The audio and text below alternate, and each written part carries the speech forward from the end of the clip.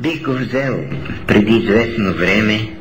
Той е стар турист с голо теме. Услужлив и мек съм общо взето.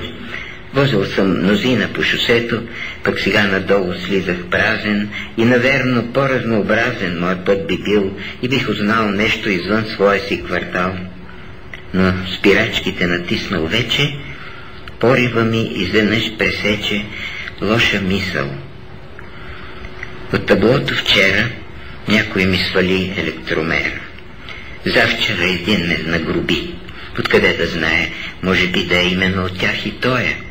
И не спрях и гледах до завоя стария човек да се смалява. А държеше китка от тинтява и наверно беше не от тия, дето ще ти сторят мръсотия. И си казах, леко огорчен, утре ще си спомни той за мен, как съм го отминал, и на други ще откаже своите услуги и така нататък до безкрая. Дребен случай, но след него зная как и ние, меките, учтивите, ставаме от грубите и дивите, ставаме железни, нелюбезни, с беззвездни в душите бездни.